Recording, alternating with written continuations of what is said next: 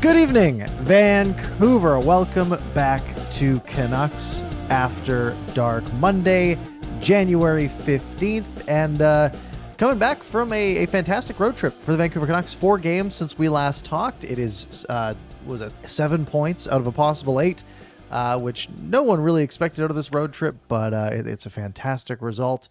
I will break it all down for you here. As always, joined by my co-host, Canuck Clay. How are you doing this evening? Parker, almost as good as the Canucks. 11 points in their 14 out of 14. Even more than the eternal optimist us that we predicted, and I know we'll get into that.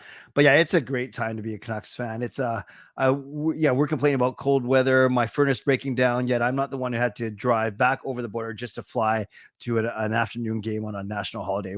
How ridiculous was that? Yeah, that's a nightmare. I'm very surprised it didn't get bumped to like the afternoon, being a one or it's gonna be noon local start. No, it's Ohio. Ohio's 3 hours ahead. Yeah, but either way, 1 o'clock Eastern start.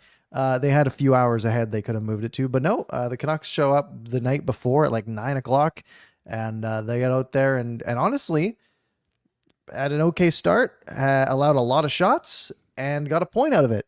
And what is like, again, not that Columbus is a fantastic team by any stretch of the imagination, but that is as scheduled losses can possibly get.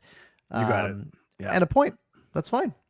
And we lose a point to a team that doesn't matter because they're not battling us for a playoff spot. So is the best case scenario out of a loss. How's that? Does that make sense? Yeah, absolutely. And it's a shootout too. So you can just be like, it doesn't even count. Exactly. We just got to learn how to shoot somewhere other than between that goalie's leg. And that guy was pumped. I know we're going to talk about that too. By the way, speaking of weird times, Jason P saying my favorite show on a Monday afternoon. So I don't think he's talking about the Canucks game. I think he's talking about us. But does that mean he's behind us in time? Hawaii, but even then it's evening. It's like 8 o'clock there. Regardless, Jason, we appreciate where you're watching from. Let us know. We're really curious now. My bet's Alaska. Awesome. Okay, let's go with Alaska. Wow. Yeah. So 4 games over the past week. And I mean, just the road trip as a whole, right? I mean, you see the title. Canucks had a near perfect road trip. And really going into this road trip, this was like Canucks had almost no buffer in the Pacific, like a minimal buffer going into this road trip. It was 15 days ago now that this thing started essentially. And we thought, wow, okay, this is where the Canucks will lose a little bit of ground, right? They'll probably drop, maybe they dropped a second in the Pacific, right? Maybe they win, maybe they go 3-3-1, maybe they go 4-2-1, 4-3. It's a tough Eastern road trip. There's some tough opponents, the whole New York swing, yada, yada, yada. I don't think anyone expected them to only lose to St. Louis and Columbus and go out and beat New Jersey and New York and Pittsburgh. Buffalo might have been a little bit more expected, but that is spirits have been so high for a loss against Columbus, I think, just because of how fantastic the entire trip has gone. Such a good point. And I this time before we actually went live, Parker, I did go back and watch the last 5 minutes of last week's stream because you know how we walk in here and we say, I think I predicted this. I think you predicted this. So I wanted to make sure. And you're right. We were both saying they're going to lose against Pittsburgh or maybe have struggle against the Islanders. I don't think we had it. You're right. Losing the first game of the road trip to St. Louis and the last game of the road trip against Columbus. By the way, I know people are excited about the Canucks. We are not even 5 minutes in. We have 76 people in here, which is crazy for us. We have people from Japan. Awesome. We have people from Australia. So everyone, no matter where you're watching from, thank you. We're grateful to you. That's awesome. Yeah, it's fantastic. And the Rams lost. So it was a great weekend all around. You don't like the Rams? You don't like them? No, they're a division rival. Okay. So we have 4 games to go back on and touch on, and 3 of them being wins, 2 of them being quite close wins. And of course, the game today, which my memory is a little bit spotty of because it was 10 a.m. on a work day. And, I was working and I had it over there and I would peek every once in a while and be like, oh, they're winning. So let's rewind all the way back. The Canucks they played last Monday against the Rangers, which we did recap because we did a show last Monday. So Tuesday, January 9th, the Canucks hop over to the island and play the Islanders. And I mean, every single stat line you look at here, right? It's a 5-2 win for the Canucks. Shots 34-20. Canucks had 4 power plays. They go 0 for 4. They still score 5. Um, what a on a back-to-back of all nights, fantastic way to get this win streak really started, right? I mean, I guess that would be win number 3. Or no, it's win number 3. Technically a streak's at 2, but 3 is really where a streak starts. Parker, whenever you have 4 games in a week, I can't remember anything about this game. Of course not. I do know that 3 defensemen scored. I remember that was like the big story out of this game, but I'm sure you'll help us jog our memories on this one, Parker. Yeah, I mean, the first goal is Filip Hronek, and it starts with him murdering a man with his slap shot. Because he has done that over and over and over again. This entire road trip, he probably injured 6 guys. So he takes a guy out with a slap shot. Puck ends up coming to him. He's in the face-off shot. Face-off dot. Perfect shot, top far corner. To make it 1-0. Mikheyev and Garland getting assists on that one. And then we get a Quinn Hughes goal shortly after that, where this was the really nice one where he beats a guy on the wall, cuts into the middle, protects the puck, and just fires a quick shot past, I assume Sorokin was the goalie again. I don't remember that far back, but he did make it 2-0. Yeah, and he kind of mesmerized the whole Islanders team. And it's not like they were on a power play. So it's not like there were only 4 Islanders players. No, they're all 5 skaters just kind of standing there watching Hughes deke, twirl, and take the middle of the ice. And going back to the Hronek goal, yes, I do remember this now. And I actually get excited once a game. Like it happened again today. He'll injure someone with his shot. It's quite fascinating, actually. Yeah, he's got a heck of a shot. So the Canucks up 2-0 going into the second.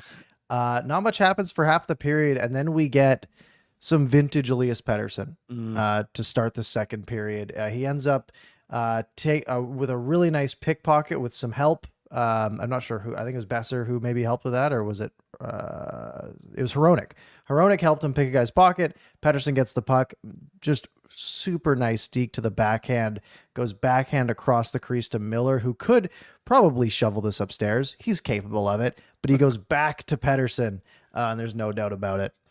He just sort of slams it in, makes it 3-0. Yeah, they're playing patty cake or pass the puck to each other right in front of Sorokin, right in the crease. It was pretty amazing. Yeah, it was fantastic.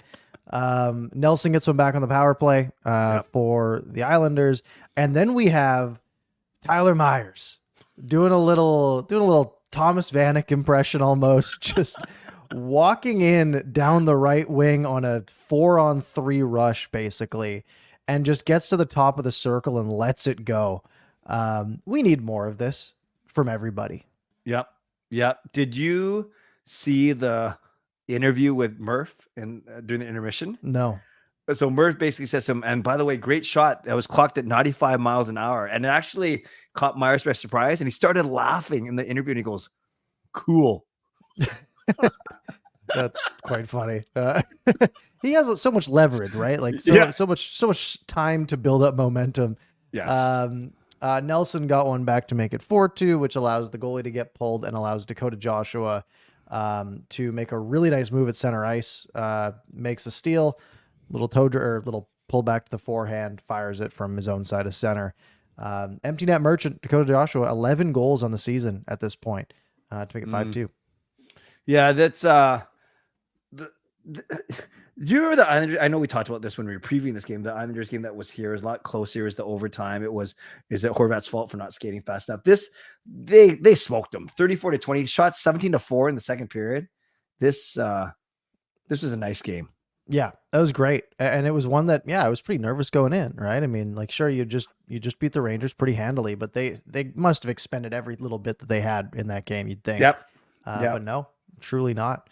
That's right. Back to back. We got to give them even more credit. That's true. Yeah. And then we go to Thursday, as we try to be fairly quick because 4 games to go over. We're, of course, on the clock here. And this one starts with, again, it's Elias Pettersson doing Elias Pettersson things, right? Stops or makes a nice little move just inside the blue line to create separation. Besser goes hard to the net.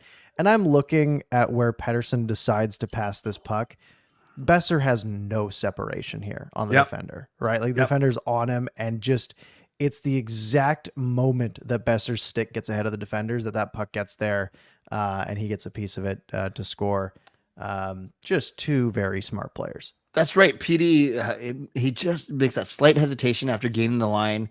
He threads the puck past, I'm pretty sure, at least two, if not three Pittsburgh defenders. And yeah, I think it was Jeff Carter that was not the fastest guy. Besser's not the fastest guy. So two slow Right. guys going to the puck, going to the net.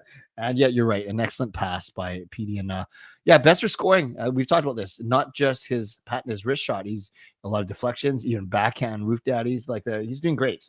So yeah, good. it's the smarts that he has, right? He has the skill to execute on those. And the second goal of the game as well, right? It's on the power play. It's JT Miller doing that sort of downhill skate just around the left, like right edge of the left faceoff circle. That downhill skate that he does, where he can either wire it past you, or he can find Besser for the tip, and he goes for option 2 there. Yeah, so 2 tip-ins for Besser, just being in the right place and executing on the play that needs to. Yeah, similar goals. Besser is going to the net with a stick on the ice. Perfect. Yep. Then you get Marcus Pettersson scoring, the wrong guy. Just a failed clear, shot from the point, gets straight through. And then Elias Pettersson, a minute later, gets it back. And this one, what happened here? This is the tip, I think. Another deflection. Yeah. So the shot from the point, and this is it's a disgusting tip, really. Like it's on his backhand, and he sort of like chips it back towards the way. Like it's such a weird tip, but it's perfect, and it gets past, and it's 3-1 to end the period. Yeah, just grateful that was a Philip Hronek shot. When he's shooting with our guys in front of the net, he doesn't do the 95 mile per hour slap shots. Thank God. Yeah, they're a little more carefully placed. Although maybe Hronek is placing these into guys' legs. You know, Right. maybe he's saying, well, eventually, if I do this enough, people will stop getting in the way. Yeah. Oh, it's so good. And So you good. think they'll learn at some point. On the Pittsburgh side, it was Sidney Crosby being one of the best players in the league still, right? Yeah. I mean, he's 36 years old now. If the 87 math works out for me. He scores his 23rd goal of the year in the second and his 24th with 30 seconds to go in the third. Now, did he do much on that third goal? No. I mean, he won the faceoff. That was big. And then the puck went in off of his pants, which is unfortunate. But yeah, he gets 23 and 24 to tie the game up. So the Canucks at risk, right? 25-0-0 going into the third period with a lead. And they did blow this lead. However, in overtime, you have a really dangerous play coming in for Pittsburgh, right? This 3-on-1 as they come through. And Philip Hronek, who has... It turns into a 2-on-1, essentially. Crosby peels off. Yeah. Hronek has struggled on cross-ice passes in the defensive zone all year, right? Like, how many times have we seen a puck just get through him and find someone back door? This time, though, he gets on one knee and he gets the skate on it and immediately turns up, gets the puck, like finds it, and fires it ahead to Elias Pettersson, who's on a breakaway with Sidney Crosby chasing him down. And just the patience from Pettersson. Just wait, go to the forehand at the last moment. I still have no idea how this puck gets through. Yeah. He put it right into his pads, and it just sneaks on through. And the Canucks win at 4-3 in OT. Yeah, just to backtrack really quickly, the Crosby's first goal, the 3-2 goal, if you watch the replay, 36 years old and still skate. He's never the fastest skater in the world, but he is so determined. He starts basically in front of his own net and takes the puck and whips it past Demko. And then, I don't know who had the longer shift when PD scored, whether it was PD, Crosby, or maybe they're both at the end of shift, because it wasn't too blazing, like it wasn't a race between two speedsters. But yeah, it was great. Pete and Crosby, he'll never slash hook. He'll try and make a good defensive play, and he tried to. So he didn't try. He didn't knock the puck away. Didn't hit Petey's hands, and Petey such patience. And then a really nice celly, not the most exuberant celly that we're going to talk about tonight. I think you know where I'm going with that, but still a nice celly from Petey after he scored. Yeah, that was great. And I want to go back to like 5 minutes left in the game in the third period. Yeah. When the Canucks are trying to hold on to this lead, and Sidney Crosby ends up with the puck all by himself 8 feet from the net. And Thatcher Demko he's got a defenseman falling onto him. I think it's Hughes. And just getting out there with the left pad. Demko, this entire road trip was just fantastic. I mean, the goaltending as a whole, right? I mean, we'll talk about the next game, which of course was a shutout for Demko. But even though, I have 3 goals on 35 shots, it's a good night. It's nothing, it's like an average night for a good goalie, right? A 914 save percentage. Sure. You're going to have a handful of those all year. But man, the clutchness of some of those saves, is fantastic. I know, and a lot of people are not complaining, but they're making mention. Oh, his save percentage is 900. Oh, da da da. He's 9-1-1 or 10-1-1, whatever it is in the last 11 or 12 games. I'll take that. I don't care what your numbers are. Yeah, I mean, he's 22-8-1 this season. Yeah. Like, yeah. Oh, and he has a 919. That's no big deal Yeah. as well. A 247 goals against average. Number 1 vote getter for the All-Star Game. That should tell the story. By the way, Spartan, thank you for the $2 donation. We only lose to real teams like the Blue Jackets. Yes, we'll get to that soon. Thank you. Yeah, for the unfortunately. Let's then talk about Saturday's game. Another matinee. Was this at 1:00 our time? Correct. A bit of a defensive battle. Neither team with double-digit shots in any of the 3 periods. Shots were 9-7, 8-7, and 9-9. Total shots 26-23 in favor of Buffalo, and just a very structured, like it was just a weirdly quiet game that I really enjoyed. Yeah. Like I normally, I love a good 6-5. Right. That's, or even a 5-3, like a fun, the 6-3 against the Rangers, score a lot of goals, low stress. You have a big lead or something along those lines. That's great. This was just like, it was early on a Saturday, just sitting around having lunch and just being nervous a little bit, right? Like that 1-0 lead, thanks to Sam Lafferty 2 minutes into the second period, where he essentially just gets a shot from the point that hits him. He finds the rebound before anyone else does, bangs into the open net, right? And Lafferty needed one, right? He hasn't scored in a while, and nice for him to doesn't matter how ugly it is, if once you break that slump, it can be a big boost. But it was just a real testament to this Canucks team and their structure when they're up a goal, right? We've seen it all year, right? Going to this game 25-0. Now after this game against Buffalo, 26-0 when leading after 2. They just played it perfectly. Right. And that's the thing, that you look at 1-0 against a pretty bad team. You see shots, 49 total shots. You think, okay, this game was probably pretty boring. But no, all it took was a little bit of a Greenway shoulder to Lafferty after he scored. Then a little bit of JT Miller, high hit, Rasmus Dahlin. This game had feeling, and maybe that's what you're getting at. It was enjoyable and entertaining, despite the 1-0 score, because of all the shenanigans happening.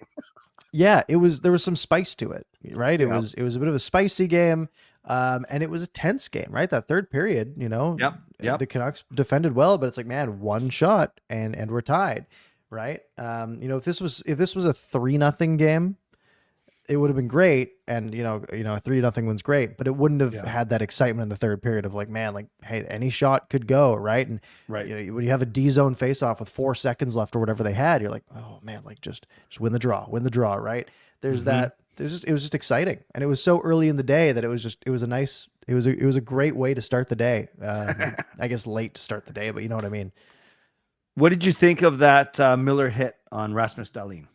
It was unfortunate. I think it's 2 minutes. I mean, lots of people will say by the letter of the law, it's not even technically a penalty. But I think I see why you'd call something in that scenario, right? Guy got hit up high, and it looked worse than maybe the actual action was, if that makes sense. But I mean, there was no charge. The elbow was down the whole way. He didn't leave his feet. He didn't like raise the shoulder up high. Dahlin was sort of bent over and he went to hit him, and he caught quite a bit ahead. And then they sort of worked backwards, I think, to make it 2-2 and even it up after Power went after him. But yeah, I mean, it sucks that Dahlin was hurt, although he did come back, which is good. So yeah, I mean, I thought it was fine. That was strange because so Rasmus Dahlin, a young, not as good as Hughes, but still very good, like a young superstar center, or a very good defenseman, excuse me. And then Owen Power, yet another really good defenseman. He comes to Dahlin's rescue. but I don't, you notice this, Parker? Miller is the one who shakes his gloves off first, and the Power's gloves actually don't come off. Yeah, and they didn't call anything on Miller for that. But Power did go after him, and Miller, I think Miller was just anticipating like, all right, we're going. But Power didn't see it that way. Right. And then just 3 minutes after getting out of the box, he has to answer the bell against Eric Johnson in a fight, which was Miller can throw him. Oh yeah.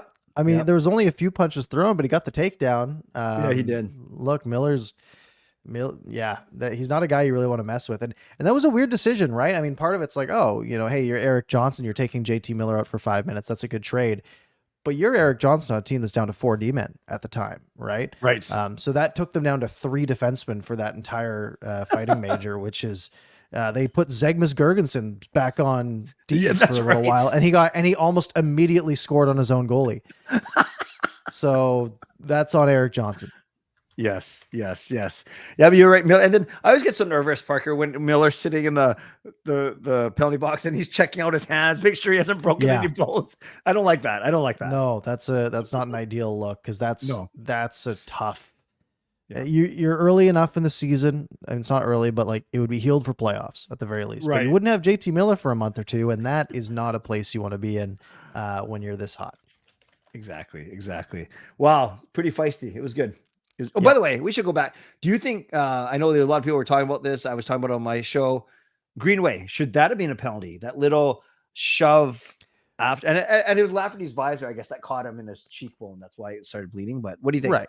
But the shoulder had to hit the visor for that to happen. Yep. Yeah, it seemed a little greasy. For me, what bugged me, because was it necessarily worse than what Miller did? I don't think so. I didn't see it. There wasn't a ton of replays, but it was like, well, you reviewed one of them for being a potential 5-minute major for a high hit, right? And you didn't even blink twice because it was after the whistle, I guess. That's like this weird distinction of like things that happen after the whistle are fair game. They seem to be, right? And you remember the high stick to end the first period, right? Right at the horn, they just let it go. So I was like, well, if you're, why not review that one, right? Because you don't have to.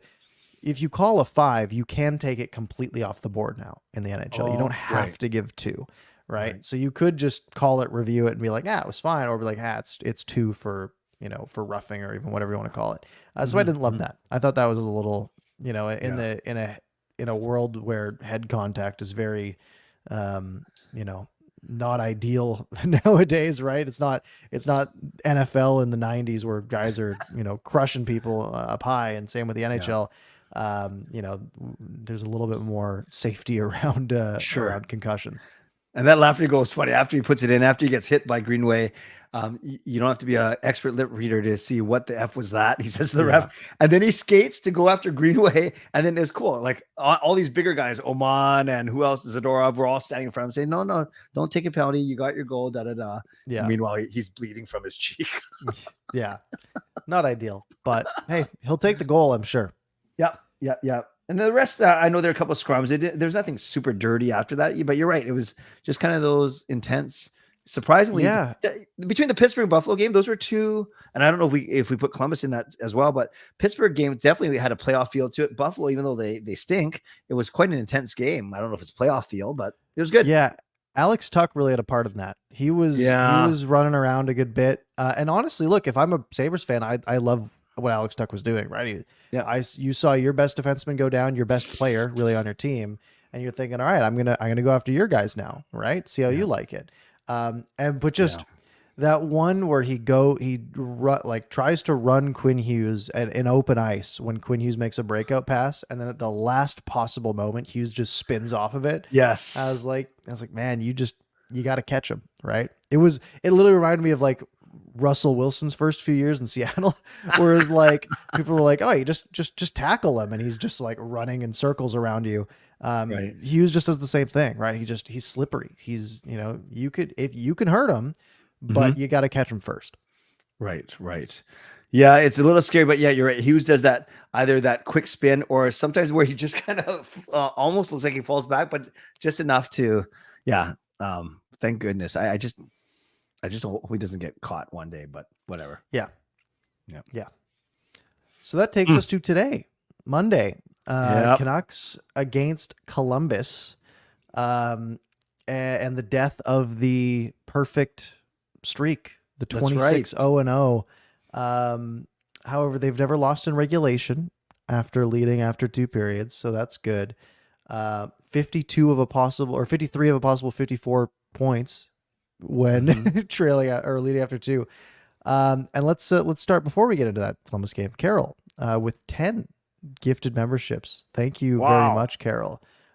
So if you're one of the people, Viper, yes, Jaskaren, Roadster, Earl, Wallach, Sandra, Japan, Terry, if you're one of the people who got a membership, say thank you.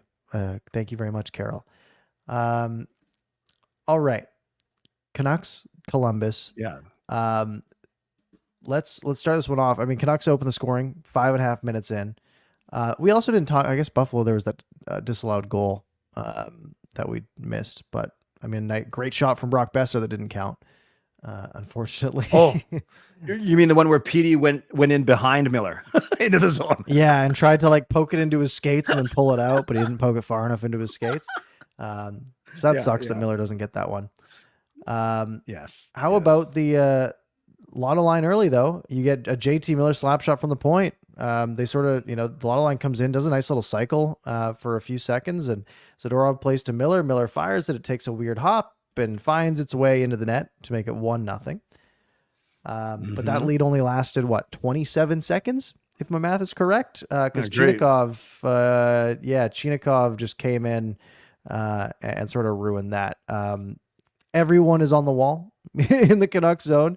You have Bluger and Garland and both defensemen behind, like Bluger and Garland on the wall, both defensemen are behind the goal line. Yeah. And puck comes free. They play to Chinikov in front, and DeSmith gets very aggressive, and Chinikov just outweights him, goes far side. I do remember they dumped it in. DeSmith played it, gave it to Cole. You think Cole could have had a play, but he put it into the corner, and then Bluger got steamrolled. and then Garland lost it to Goudreau. Goudreau made a really nice pass to Chinikov. By the way, so I'm not a Columbus expert, Parker, but they got all these Russian guys. I didn't know they had Chinikov and the guy who scored their second and third goals and the guy who scored in shootout. Like all these guys I never either even heard of or can't say their names properly. Did you know they had all these big Russian players on Columbus? I knew Marchenko. Yeah. Because he had a hat trick, so I picked him up in fantasy and he's done nothing since. I didn't know about Voronkov, who scored 2. But of course I knew about Chinikov because he was a pretty highly touted prospect. Okay, fair enough. He was a first round pick a couple of years ago. Gotcha. Okay. So tied at 1. Ian Cole, not a great night morning, I guess. I think he was probably the weak link in this one, and maybe a Juleson appearance on the horizon. Saw people talking about that. Yeah, for sure. Load management. Yeah. And then this third line just comes in and does some work. Chips it into the corner. Bluger chips it into the corner. Dakota Joshua gives chase, wins the battle to Bluger. How about this little 180 no-look spin pass right onto the tape of Connor Garland at the bottom hash mark, all by himself. And he just one-times it far post. This line, they're so good. Yeah. You know what I found interesting about this goal, Parker? It's not a carbon copy, but very similar to the Columbus goal that line was on for defense, right? Strong play along the boards, a nice backhand pass to the slot. So some similarities there. And this time, of course, we were on the good side of it. And Garland, do you like his little stick twirl after he scored? That's great. Yeah. Yeah. I mean, you only have 6 on the year, right? You gotta make the most of them. Keep twirling. Exactly. You're getting outscored by Dmitry Voronkov. You better make the most of it. Speaking of Voronkov, second period, Columbus came out firing. 25 shots in the second period for the Columbus Blue Jackets, and their one goal is on the power play. It is Voronkov, just a point shot that finds its way through. I'm assuming it got tipped by Voronkov in front. Which isn't ideal. So that ties it. Yeah, look at the replay. Look how big he is, man. I just looked at his page because I needed his first name to say Dmitry Voronkov. Yeah, he's 6'5", 240. Yeah, so that is a monster. He made Cole look like a little baby there. Yeah. Yes. And then we get Canucks power play doing some work, and this is just Elias Pettersson. alone in space on the face-off Mhm. dot. Just that release under the glove. Perfect shot. So in a period, the Canucks got outshot 25-10. It's a tie period. 1-1, and the Canucks go into the third with a lead.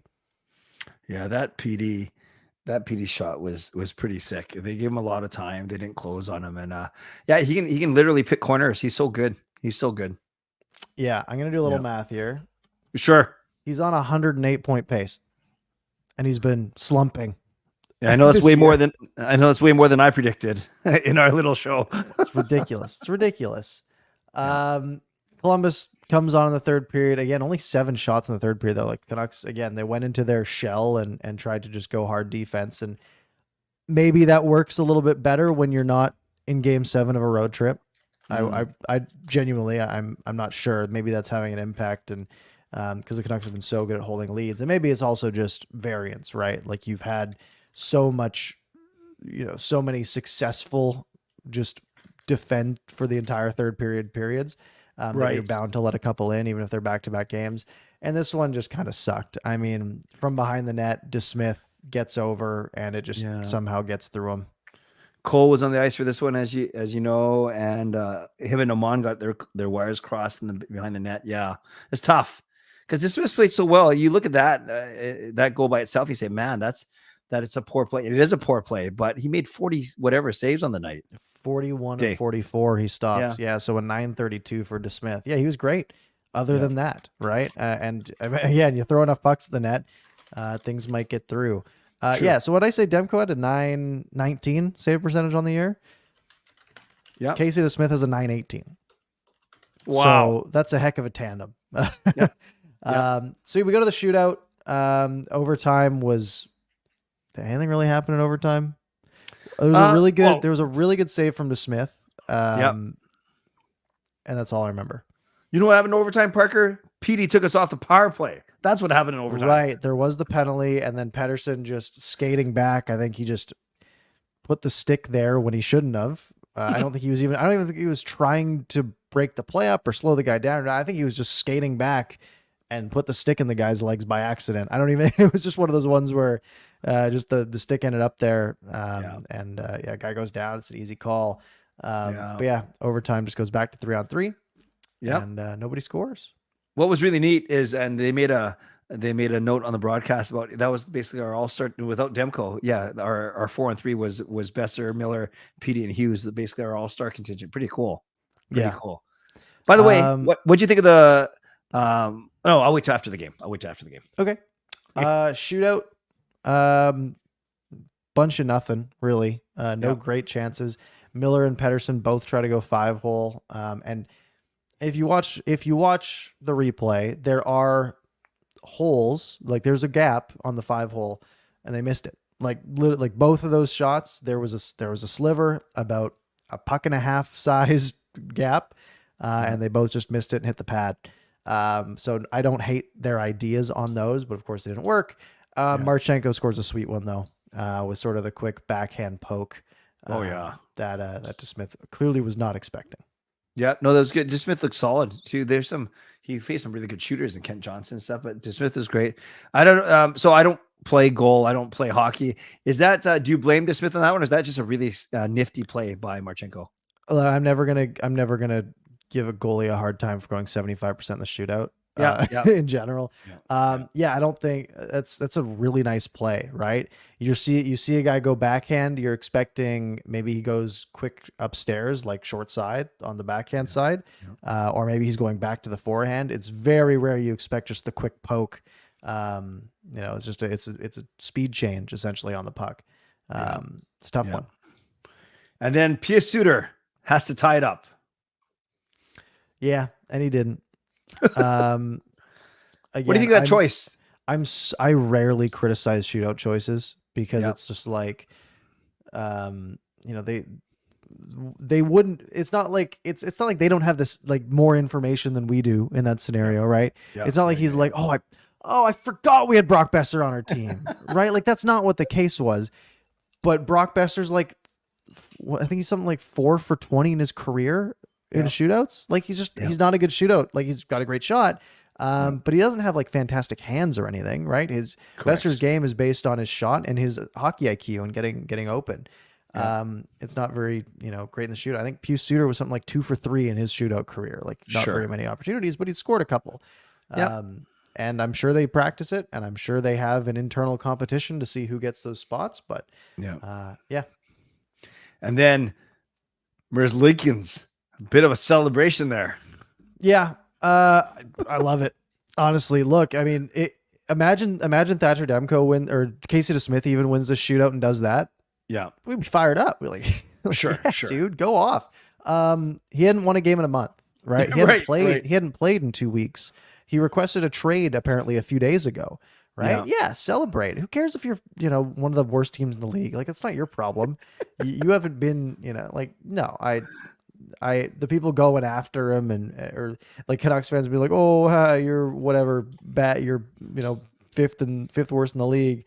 It's like, okay, but like, we were really bad for a long time, and our guys celebrated when they scored goals and won games, right? Like I don't know. It's such a weird thing to get nitpicky about.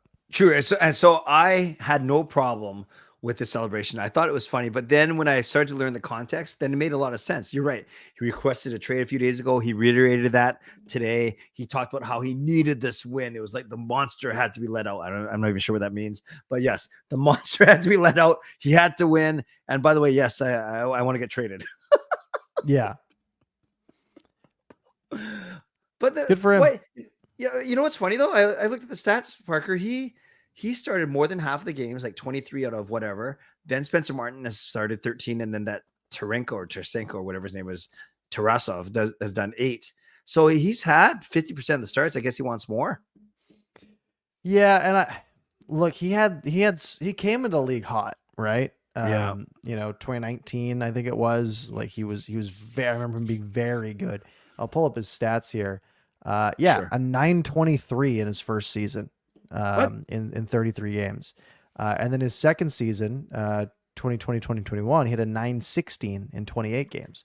Wow. And that won him the starting job. 2021-2022, he had a 907, which would have been just above league average that year. Like fine starting goalie, like, maybe 20th best goalie in the league numbers. But with the context of his 2 previous years, that's a good goalie.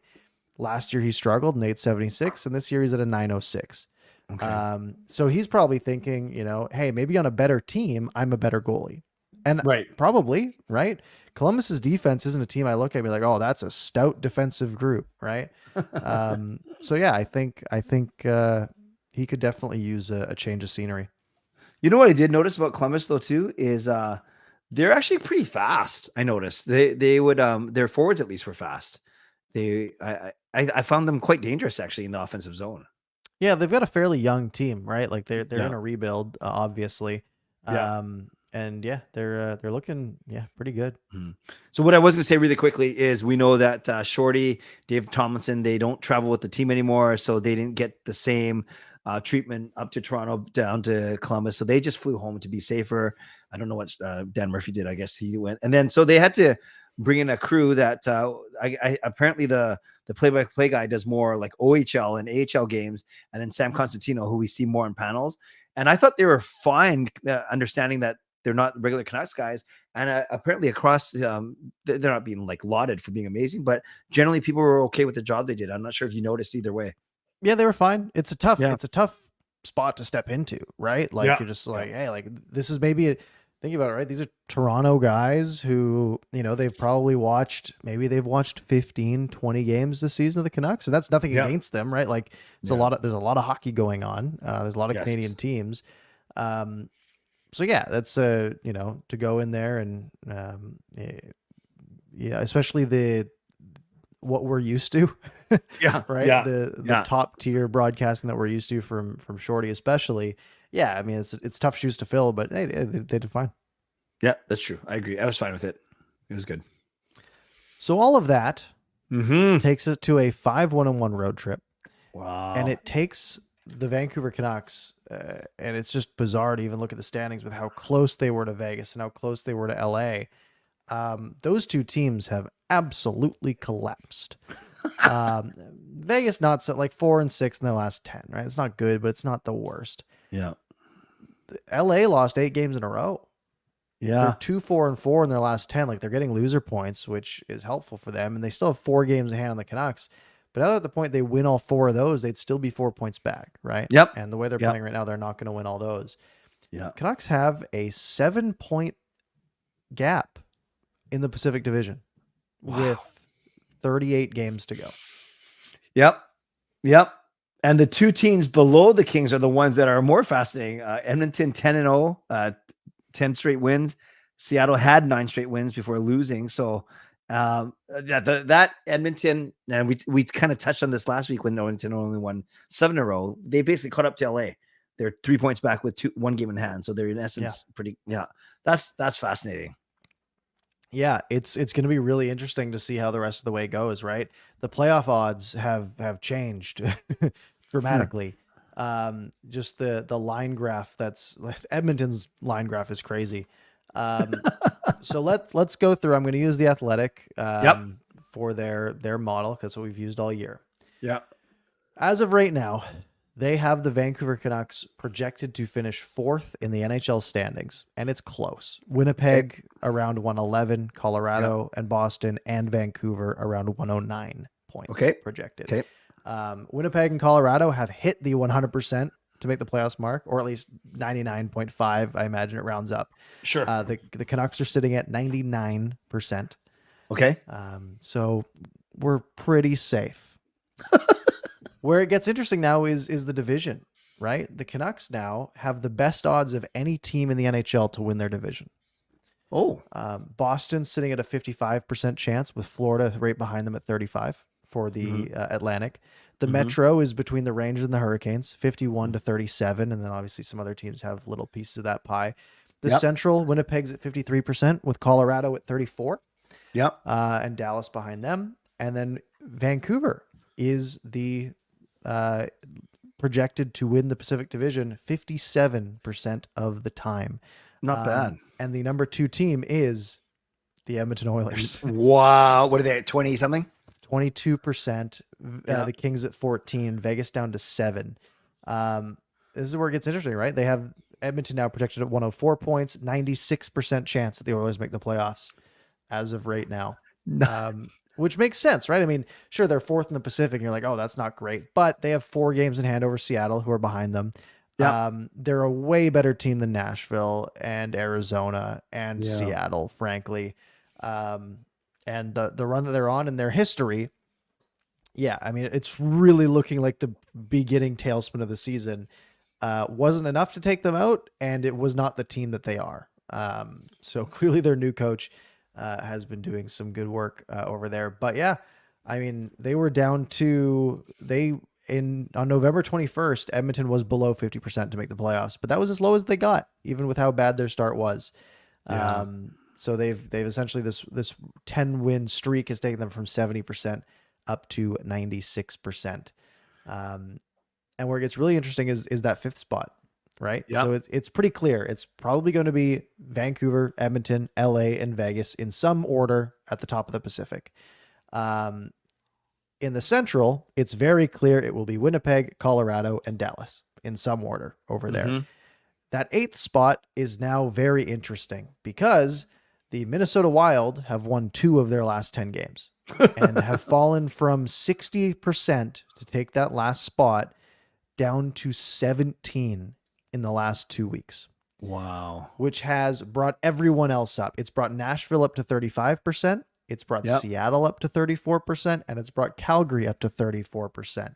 So it is essentially a 3-way horse race between Nashville, Seattle, and Calgary for that 8th seed and for the right to hopefully play the Vancouver Canucks in the first round. What did they give Arizona and St. Louis? 6 and 3 respectively. Wow. So they're essentially done. I don't get it. How are Arizona and St. Louis 6 and 3% and Calgary's 34%? And it's just, again, the model is based on, past performance as well. Right. Okay. It's based on, I think, the last 3 years, obviously weighted more towards now. And obviously strength of schedule comes into play as well. Arizona has the sixth hardest remaining strength of schedule, whereas the Calgary Flames have the seventh easiest. Nashville has the sixth easiest, and Seattle has the fifth easiest. So that, I think, is playing into it as well. And the Canucks are sort of in the middle of the pack there. Sure. But Canucks do have 56% of their games at home, which is one of the highest marks in the league. So if Seattle or Calgary outplay Nashville, we're looking at 5 Pacific teams in the playoffs this year. And I'm looking at some road trip possibilities if that's the case. I can get to Calgary. I can get to Seattle. Yeah, I was just going to say, so let's very quickly, all 5 on a scale 1 to 10, how much would you make it work? Vancouver plays Vegas in the first round. That would be so egregiously expensive, I think. That I probably would not make it happen. Vancouver play LA in the first round. Let's just work with me here. Would you go? I'd try. Yeah, I think tickets would be a little cheaper, and it's a pretty easy flight to get and a pretty cheap flight to get. Vancouver versus Seattle, no brainer, right? Yeah, it'll be an expensive ticket, but I would try to go like games 3 and 4. Sure. Yeah, and the 2 Alberta teams? Calgary would be pretty easy to make work, I think. That's an easy, cheap flight that runs like 4 times a day. Yeah. Or it's a drive. It's April. It would be like April, May. It's a 10-hour drive. Well, if you want to use 10 hours in the car, sure. And then, Edmonton is not as easy to get to by flight? I don't know. I just know you can get Abbotsford to Calgary real easy. Okay. And that's probably the move. I'm sure you can fly Abbotsford to Edmonton as well. Yeah. Awesome. Wow. Also, exciting. I for some reason, I'd rather go to a game in the Saddle Dome over the nice Edmonton rink. before it gets torn down. True. Okay. Well, let's maybe we do a Canucks After Dark roadie. Let's do it. We bring 4 of our favorite subscribers down with us. I was gonna say we're gonna need a lot more memberships. Yeah. Okay. Well, Carol's helping us, but okay. Obviously thanks. joking. You don't have to give us your not for that. Very cool. Awesome. Yeah, I just love this January 15th that we're talking about the Canucks 99% chance of making the playoffs. They're sitting so pretty that it's unbelievable. It's normally this time of year I've resigned myself to the Canucks probably being out of it and enjoying a Seahawks playoff loss in the wild card round. But now they're already out, and I wasn't even that upset because the team I care more about the Canucks, right? Obviously. Of course. So this is I'm just enjoying this ride. Now I'm on the trade deadline train. Let's make some magic. Well, we got 6 weeks to talk about that. I guess we should talk about we only have the 3 games. Well, actually, technically 5 games. Wink, wink, nudge, nudge until our next show. Yeah. So we got 5 games until the All-Star break, and 5 games until the next Canucks After Dark because unfortunately we will not do a show next week. Because I am on the road for work, and I'm so mad that I'm in Chicago while Chicago plays in Vancouver. Yeah, that's so frustrating. By the way, Carol didn't think we were joking. Another 10 gifts. Thank you, Carol. Very generous of you. Thank you, Carol. Wow. Much appreciated. Yes, if you get a membership from Carol, please say thank you. Yeah. Yes, thank you very much, Carol. 5 games this week. Canucks get a nice little break. I'm sure they flew home right after this game in Columbus. I have to imagine they want to get out of there and get back to somewhere where it's not just a storm on that entire coast. But it's a nice rest, right? Because that game was obviously early. It's not like flying home after a 7 p.m. start on the East Coast, and you don't get home till probably 10, I guess, with a time change.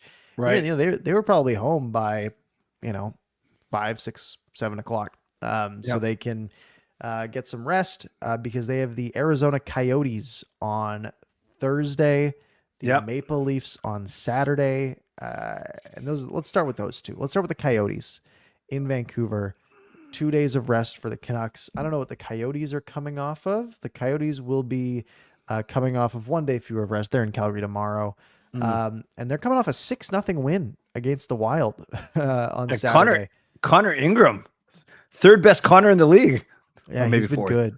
He's been good. And that's something that might give them some playoff hope.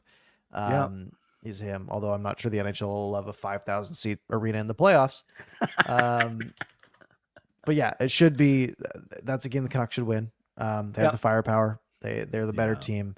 I'm not too concerned about that one, which is nice. Have you a nice have you feeling. found traditionally though the first game back after a long road trip? I always feel like the Canucks are very flat, very flat. Yeah, that's true. However, I would have said for most of that road trip that the Canucks should have been flat, and they weren't. Yeah, yeah. Talkett's got these guys playing really good, and I gotta wonder if just the high of how well they're playing is just going to drive them for as long as it can. Either way, I don't care about this game. If I would so much rather them lose this game and beat Toronto, they could lose. I would rather. Oh, here we Instead go. of the Canucks going 3-1 over the next 4 games, I'd rather the Canucks go 1-3 and have that one be against Toronto. That's how much you like Toronto. Yeah, that's funny, man. Yeah, because I believe it's also Hockey Day in Canada on Saturday, and I believe Hockey Day in Canada is in Victoria, and I'll be there. So I'm going to try to Sweet. get involved. Get on TV. I'll try. I'll try to get in there. So Saturday, January 20th, Maple Leafs in Vancouver. Of course, it's a 4:00 start. Everyone get mad. Even though it's a Saturday, 4 p.m. game's lovely on a Saturday. Where do you see this one going? Toronto's reeling. They're only 4-4-2 in their last 10. They've lost 2 in a row, including getting embarrassed by Detroit yesterday. Yeah, that's tough. Detroit shows up 90 minutes before puck drop. I didn't know that. Yeah, you didn't know that? They that's why the game got moved from 4:00 Eastern to 4:30. Because the Red Wings weren't going to make it in time, and they literally, I saw tweets coming through as it was like an hour 40 before puck drop, and someone was like, "Yeah, the Detroit's not here yet, like they're not at the rink." And then there was another tweet 10 minutes later. I was like, "They have arrived 90 minutes before puck drop." Wow. Yeah, that's classic Leafs though to lose that game. Sure. So in my 14 years of being a season ticket member, and I'm not showing off, I'm just talking reality, I've only seen one Canucks Maple Leafs game because usually my partner takes it, season ticket partner takes it, or we just sell it because it makes sense to do so.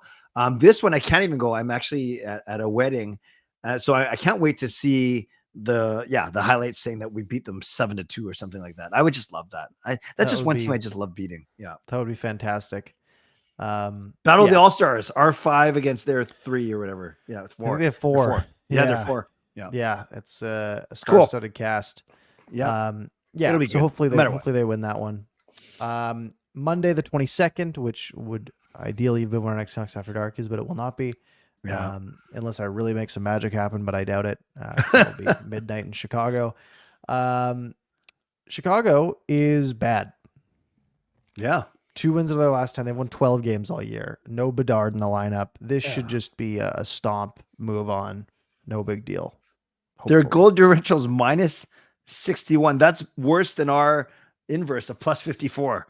Yeah, that's second worst in the league by, and thing is there's only 2 teams that have a really bad goal differential. Yeah. Right? The Sharks at minus 93 and the Black Sorry. Yeah. No. I know they've won 10 games this year. And the Blackhawks at minus 61. The next worst is minus 37. Like it's so much better. Half a goal a game better. So yeah, the Blackhawks are bad. And then minus 93 for San Jose in 44 games. You think, oh, that's an average of 2.2.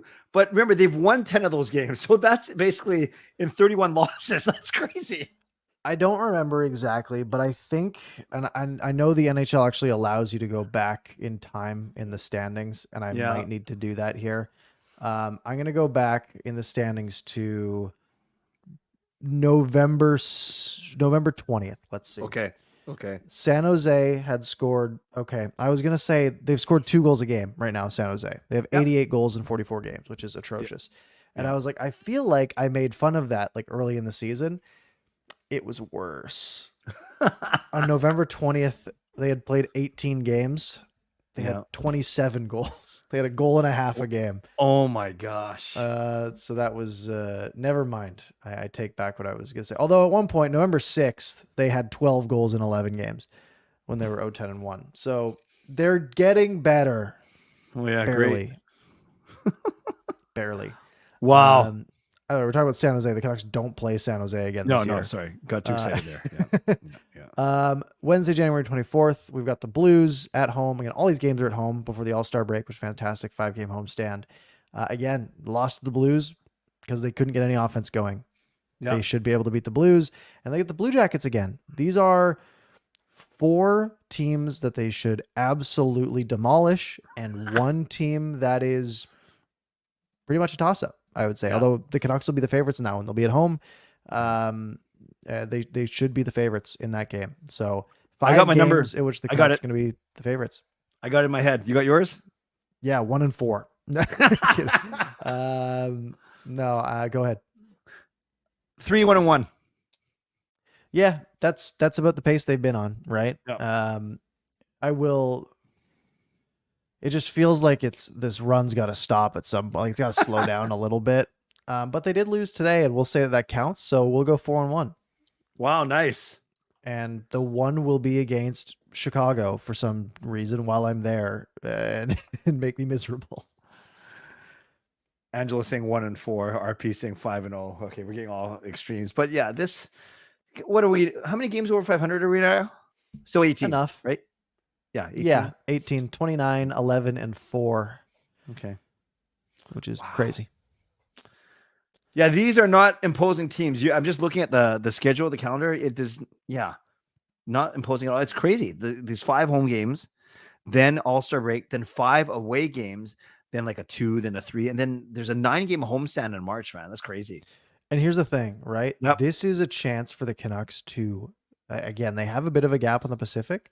Yep. This is a real chance to grow that, because while the Canucks play 4 bad teams out of their next 5 games, frankly, Vegas has 6 games before the All-Star break.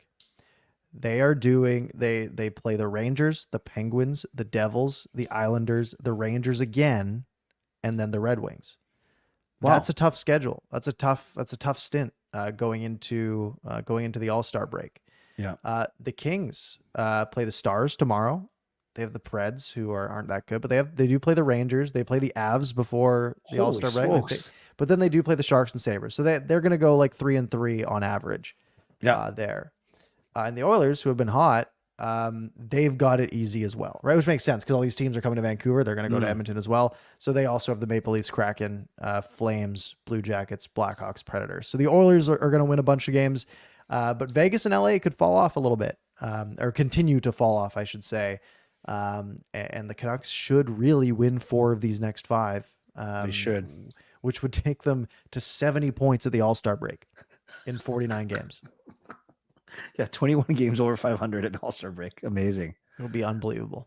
Oh, this feels good. I love it. Feels great. I can't believe we're not going to talk online for 2 weeks because, or at least not have our show, which reminds me, I want to address it once. So we already know, we knew that with so many games that we weren't going to get to everyone today. So we do appreciate Carol. Thank you for the 20 memberships you've given. Spartan, thank you for the donation. I won't spend too long on it, but just really quickly, all you guys know the news about Game Over and the 7 shows across the country being cut as part of some cost cutting, which is unfortunate. Parker and I, we talk outside of these shows. We were grateful for that opportunity. We're also grateful that we have this show. We have our own shows, and we give a lot of love to those that to everyone that lost their kind of position, whether it's full-time, part-time, stipended, whatever you want to say. But we're great. We're grateful that we had a chance to work with some of those people. Maybe we can whip up some collabs with some of them, especially with Kaya and with Sam. But we're also very lucky that we have this platform as well. So we wanted to thank you collectively for following us over there on SCPN as well. Mm-hmm. And however they come out of it, we hope that they do well as well. We're still going to connect with them, but we're going to keep on marching forward with this show for sure. Absolutely. Yeah. We out of everyone, we are in like the best position to not be as affected, right? Like we were doing it as a sort of a supplement to what we're already doing. And a year and a half ago, you weren't doing it. I did what, 13 shows, I think. They're the best 13 shows on the network. I think I was a guest on like 5. So yeah, for us, it's not a big change. But for, some other people, it's much more impactful. And of course we hope that they, continue on and get back involved, because there's more than enough space, especially in this big market here. So for sure. With that, make sure that you follow either of us on Twitter, ParkersPucks, Canuck Clay. Same with YouTube, because that's where you'll find us most of the time. I'm doing videos after most Canucks wins usually. Awesome. and Clay's out there making videos for everything. I just love, honestly, man, I just love how you admit it. Like you say in your videos, I will do a video if they win. And granted, they're winning 2/3 of the time. So it's awesome. But yeah, you just flat out say it. I love it. I love that. And it's nothing against making videos after a loss. It's that I'm scared to death of the YouTube algorithm. I heard you say that. Yeah. I heard you explain that on your show. Because that's, I don't want it to just kill me. Either way, next Monday, you probably won't have us. But hopefully we do have some Canucks wins to come back to.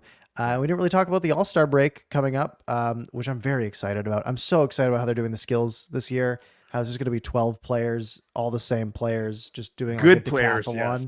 Yeah. Way better way to do it than just like showcasing the people's skills. It's like, oh, it's a real competition for $1 million on the line. I think that'll be a lot of fun. So we will come back. I don't know if we're going to recap all 5 games. The All-Star games, the festivities will be the freshest on our mind when we do that show on the 29th. So we will figure it out, but there's always going to be a lot of stuff to talk about for sure. Yeah. Maybe we're talking about Elias Pettersson just running the table in every event. Yeah. That'd be sweet. Except for fastest skater, but yeah, that's going to be a tough one for him in comparison to some of the competition. Yeah, folks, make sure you're subscribed here. Canucks After Dark. We're here most Mondays. I can't say every Monday when we're not going to be here next week. If you missed any part of the show, you can rewind back to the beginning. You can find it on your favorite podcast platform in a matter of 10, 15 minutes or so, whether it's Spotify, Apple, Google, whatever you use. Just make sure you follow us over there as well. Otherwise, hit the like button, hit subscribe. Have a fantastic night. Clay's live in 13 minutes. Go over there. Have a good one. Thanks, man.